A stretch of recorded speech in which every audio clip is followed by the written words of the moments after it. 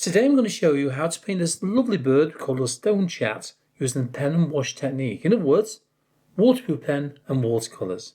So let's get them pens out and also those brushes wet. Now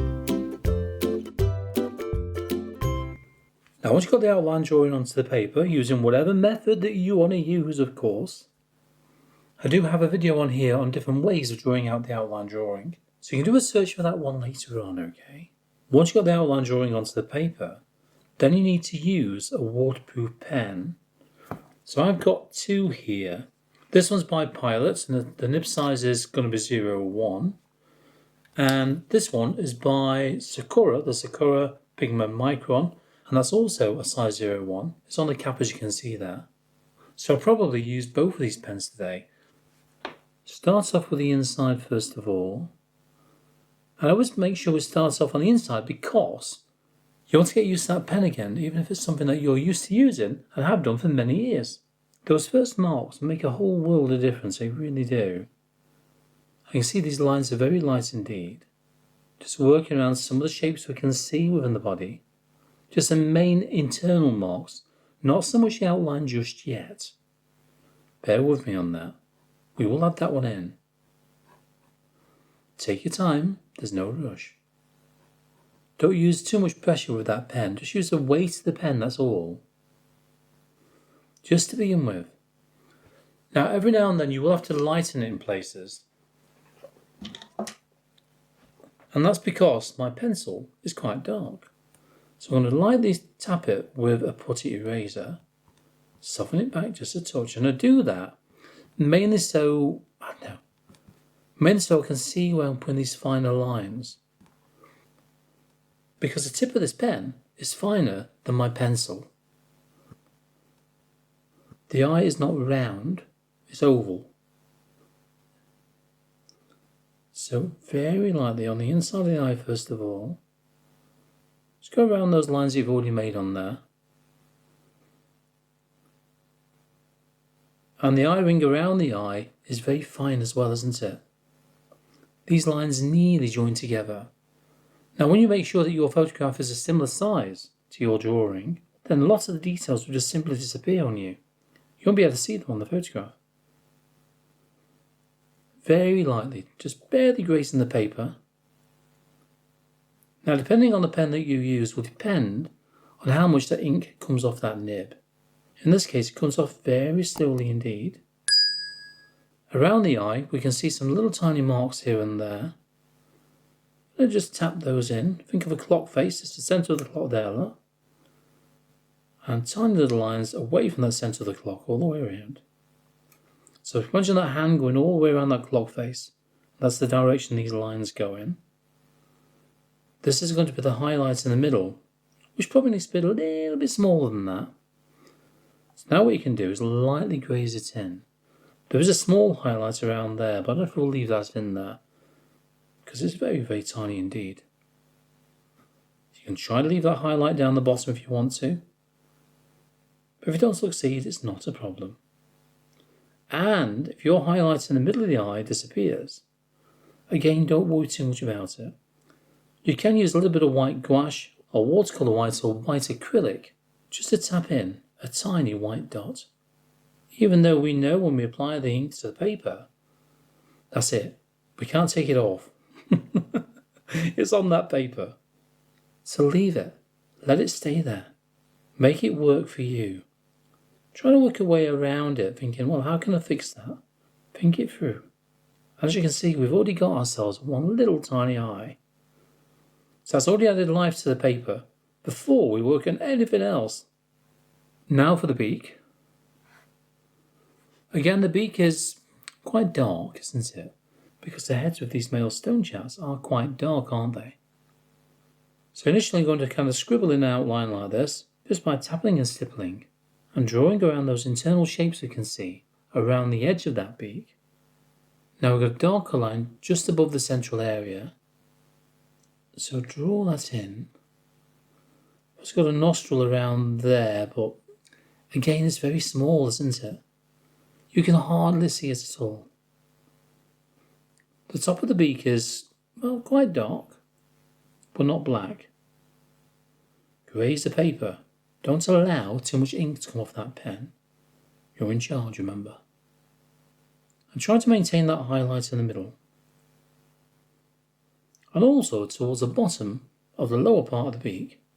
Do note that the top section of the beak does overlap the bottom section that little bit, but not by much. Oh, this paper, by the way, is one by Paul Rubens, and they sent to me free of charge, really, just to kind of test out on camera for you. And as you can see, I've done the other ones prior to June as well, which are all available for you to watch. So look out for those. I'll also link one at the end of the video as well for you. And that'll probably just about do for the beak. I don't want to get rid of any of those lighter areas now. The more you work on it, the darker it will get. Okay, now we've got the eye and the beak done, let's make a start on the feathers. And I always like to start from the top and work my way down. When you want to reduce the amount of oils that come off your hands onto that paper surface. Because then the watercolour paint, which will apply over the top of this, won't take, it'll just float off the top of the paper. A bit like a wax resist. So just be wary of that. It's going to very lightly go over the top of the head initially. Just put some basic marks in. Now the thing is, you don't want to completely fill it in with directional marks, of course. And that's because we'll need the colours that will apply over the top to stand out. And they won't. They won't stand out if you've gone too dark. Mentioning dark, it is actually quite dark around the eye. So you can afford to go a little bit darker around there. Then work your way back from the eye, all the way around to the top of the head, and then below. Look at the direction these lines go in as well. Think about that clock face again, and when you carefully study that reference photograph, you'll be able to see the direction those lines are roughly going in, within that one small area, and also the way that these lines change direction as well. They're not just straight, some are very curved in places. So draw them that way. I also like to overlap those lines, otherwise the feathers will start to look too even. Here's a technique for you, ready? Where's my piece of paper? Here we go. There's an old scrap piece of watercolour paper. I do this on just about every video. I'm going to show you on this one as well in case you've not seen it. When you hold your pen normal sort of angle like that, you'll end up with a line like that. This pen, the lines tend to be a bit darker, so it tends to vary from pen to pen really. If you angle that pen down, so you're just grazing the edge of that nib, like this, just using the weight of the pen again. Now if things not coming off, raise the pen that little bit until you start getting a bit of a graze, as you can see here. And that's a really good way of adding those lighter areas in, by angling that pen down, just catching the edge of the tip. Yeah. So when you're not sure about something, and you think, I don't know, put any darker marks in there just yet, angle that pen down, put a few little reference marks in here and there to begin with. Especially when you're working with feathers, so you know the direction those feathers are going in. So work that out before you make a start. And then you can start to go a little bit heavier with that pen. But as per usual, don't press on, just use the weight of the pen. And I do that throughout the drawing. After all, you don't want to damage that lovely tip. One other thing I'm looking for all the time whilst I'm doing this are for those contrasting areas. We know it's quite dark on the head, but there's also darker areas within the head. So look around for those darker areas. Keep glancing back and forth at that reference photograph every few seconds as per usual. That's what I tend to do all the time when I'm both drawing out or working on watercolours, but taking your time. I'll start off with this pen, and when I need to add those darker colours in, I'll go for my other pen. That's Sakura Micron. They are nice pens those as well. Okay, now here's a fact for you about these little birds. Just out of interest, of course. Now they are called the Stonechats because of their call. Imagine tapping two stones together. That's what it's like. Especially when these are perched on the top of gorse bushes. I've also photographed them in the past as well. Unfortunately, this is not one of my photographs. This is one by a photographer called Stuart, and he goes by Stuart JPP. Don't know what that means. And he's on Flickr. So thank you, Stuart, for allowing me to use your photograph. That's very kind of you. paper is £140 cold pressed, so therefore there is a small amount of texture there. Not much, and that texture does vary depending on the manufacturer of the paper we buy. I always buy £140 cold pressed paper. I do like the texture, but granted, something like this might lend itself to hot pressed as well, because you're working with detail. Every now and again I'll switch to the other pen, just to darken certain areas a little bit more.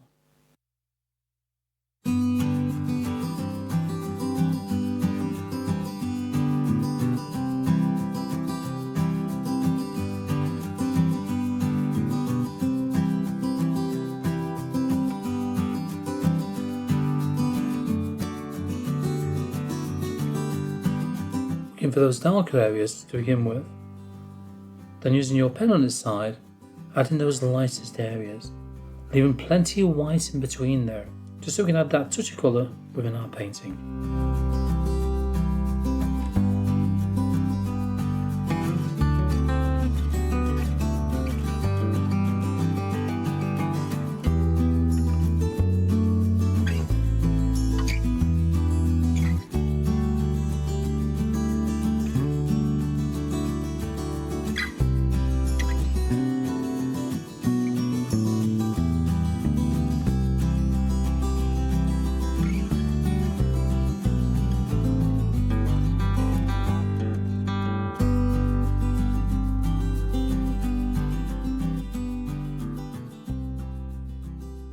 Now just got down to the chest by very carefully working on those wing feathers.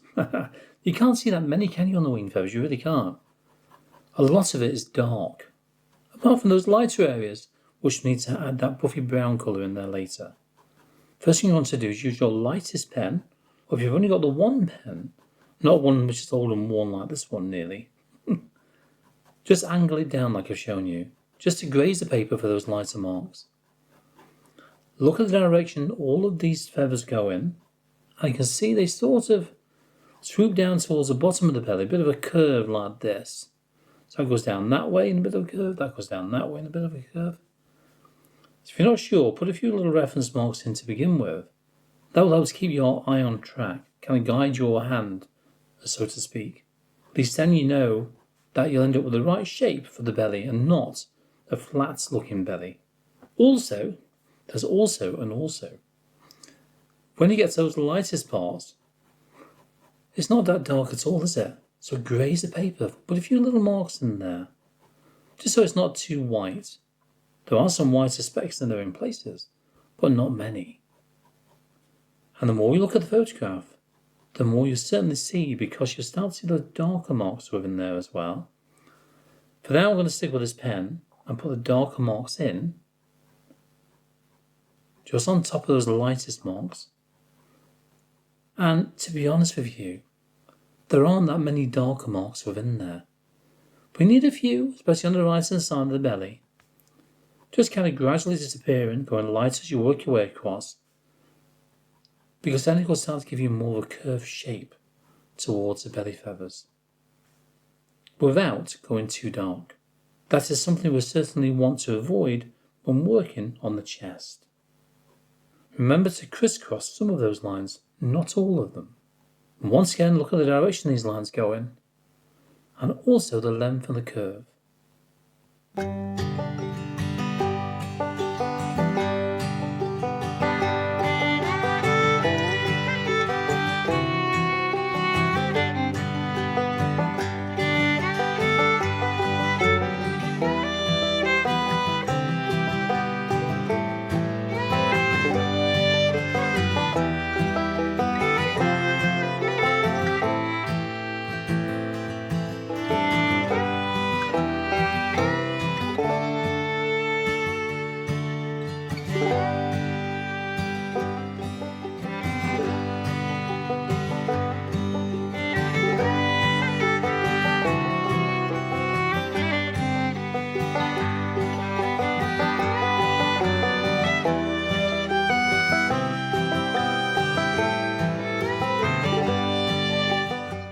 Just darkening down the right hand side of the chest, because it's darker there, isn't it? I think the light is coming from the left hand side of the bird.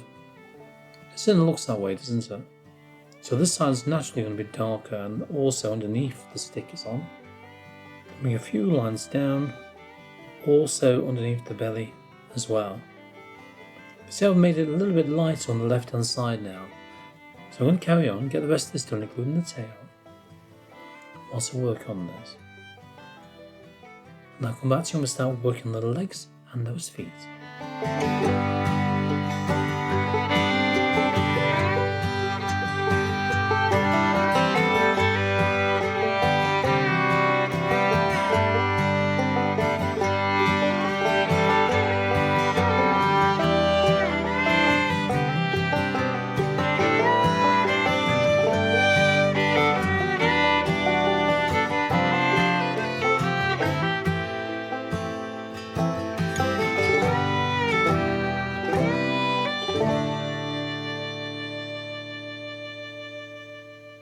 Okay, just working around the legs now, doing the same thing, the same techniques, nothing different. Just keep a constant check on that photograph to make sure I got my marks in the right place. A few tiny curves here and there along the feet. Just give the impression that we've got those individual sections within that toe. Then very lightly go over the top of those curves to blend them in slightly. Only slightly, not completely.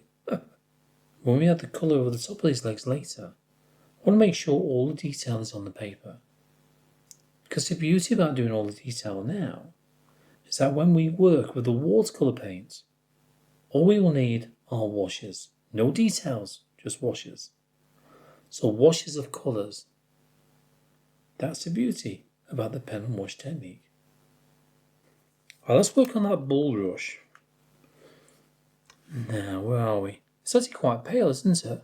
Apart from the right hand side. So the right hand side is darker, so I'm going to make sure it's a darker line going down by bringing up the angle of the pen slightly higher, then darken it all the way down. The rest of it is fairly pale in places. This side greys the other side using the edge of the pen, so that it's a fraction lighter. So you can certainly see that is the lightest side.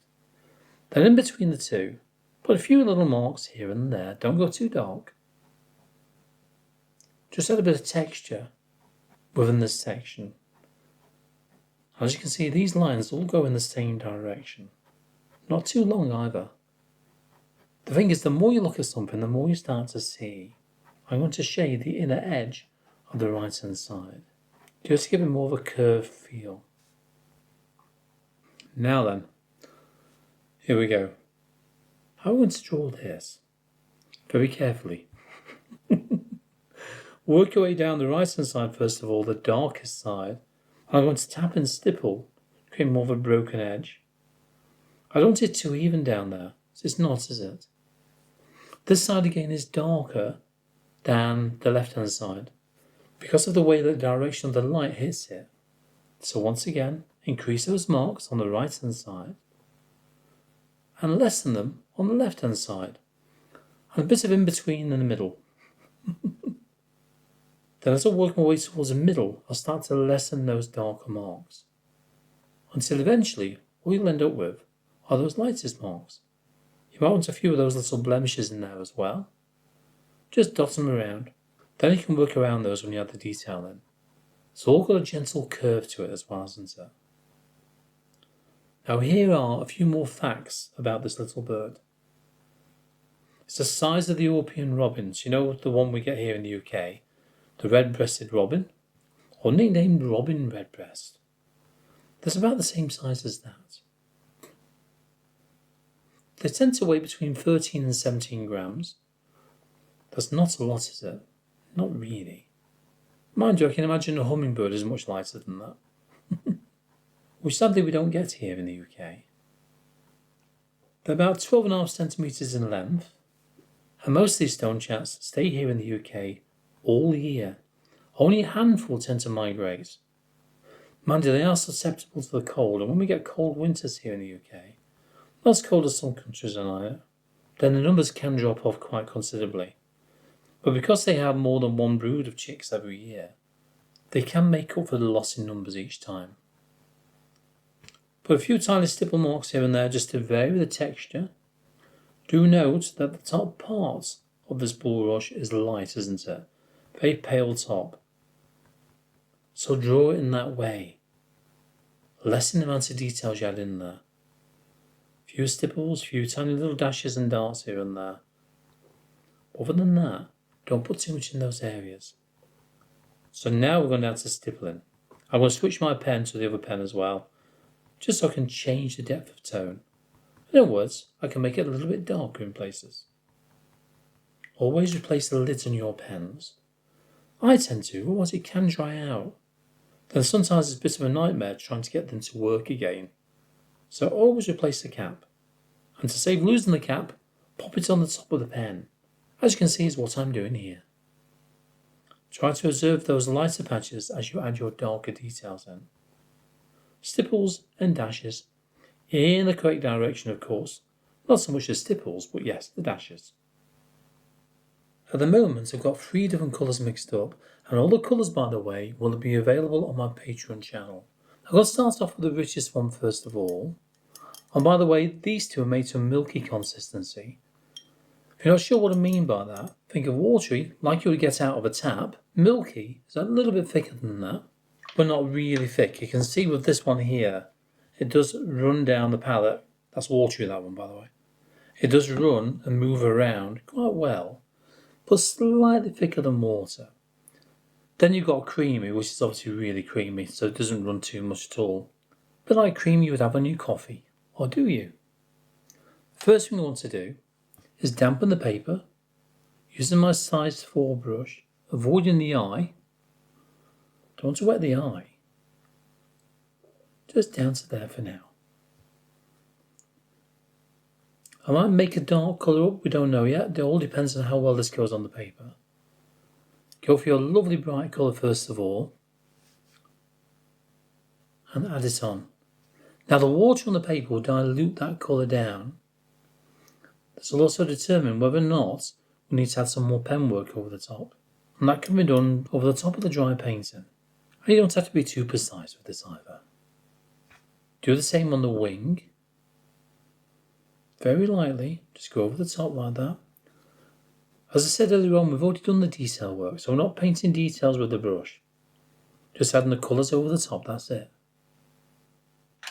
Okay, clean that brush again and wet the chest. Doing the same thing, but just wet down there as well. But this time I'm going to try and control where the paint goes. A little bit more than before.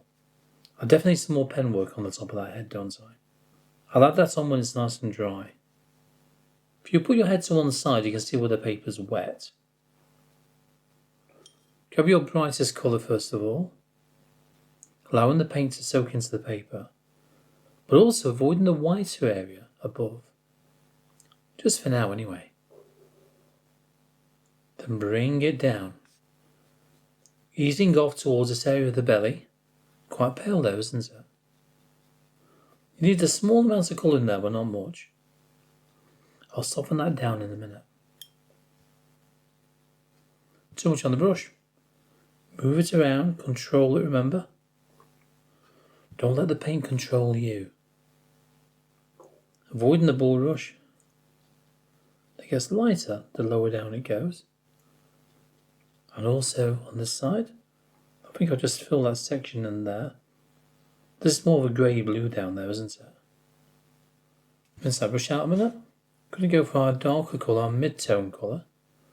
Just add that onto the right hand side. This will start to give us a bit more shape there as well. And maybe just towards the top of here. Damp clean brush. Only damp though, don't let it soak in wet. Lighten this section now, but allow some of that colour to go in there. And also down here. So it's paler towards the belly. Now if you find that when this dries, it dries too light, once it's completely dry, then you can go over the top of that again with some more colour. But not until it's completely dry. Otherwise you'll end up moving the paint that's already on the paper. Or like that. It's a very colourful bird now, isn't it? What a difference that can make. Any blemishes, like around the edge here, you can soften that back just using a damp clean brush. We'll grab some kitchen roll and very lightly tap it. Go for our watery version now. Add that towards the tail. Maybe into that wing as well, why not? Add some colour in there. Then go back to our brighter version, but take most of that paint off the brush. Then add a few little marks around the white area. Just add a little bit more colour within that section. It's a stunning bird, isn't it? It really is. Now once that's dry, I use my pen to add some more detail within the head, and then we can continue with those colours.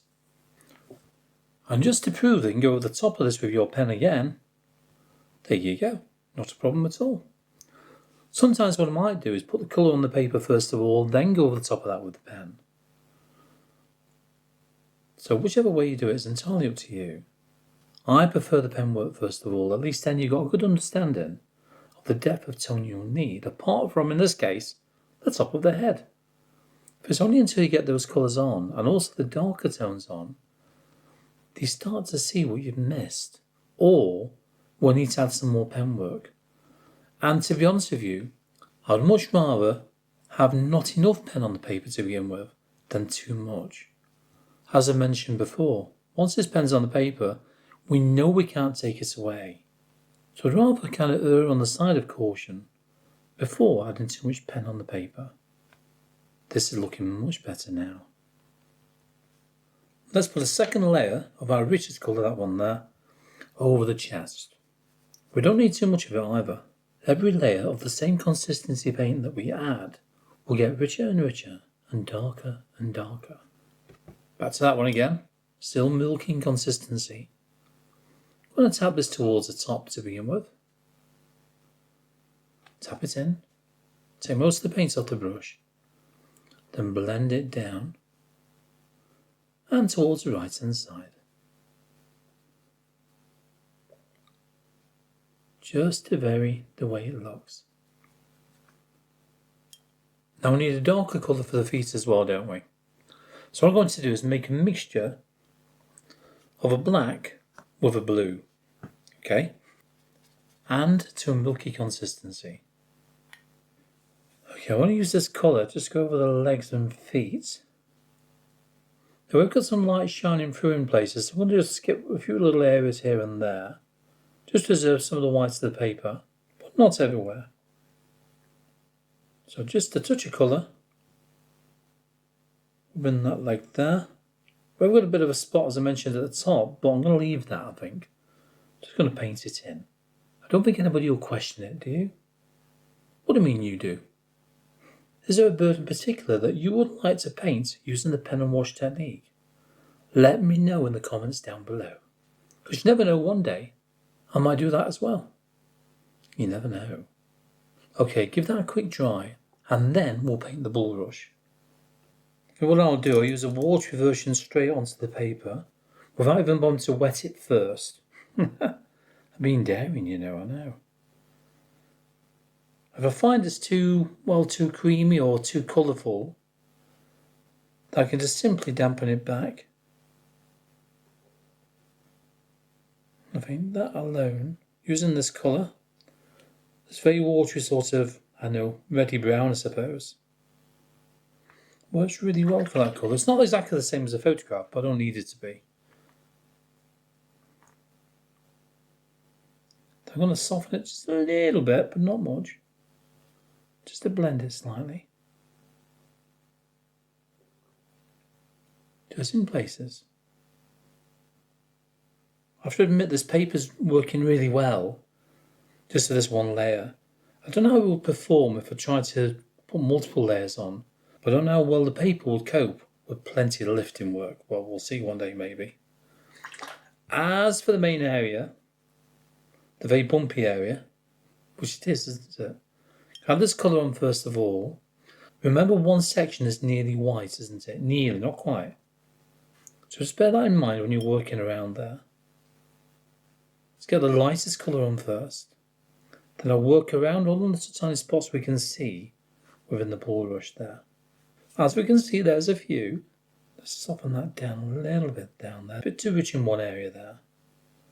I need quite a bit of that white paper to show through in places. So dampen it, bit of paint at the same time. Using our watery mixture there.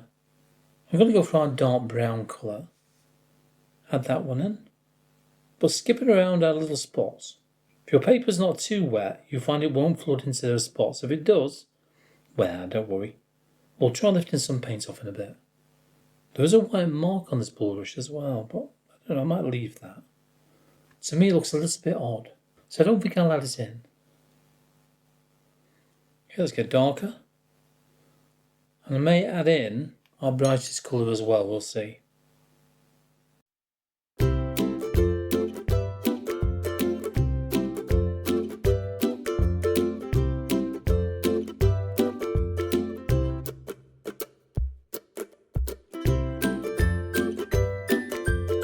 Just to warm it up a touch, go for your brightest colour, but once again leaving plenty of gaps in between.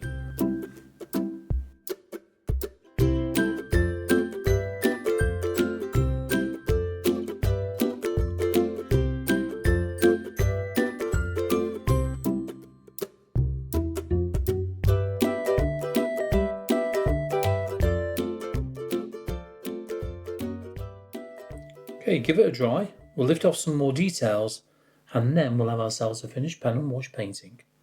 Nearly, we'll see. Because there will be one other thing to do and I'll show you that right at the end. I did forget one small area there, that's our grey colour.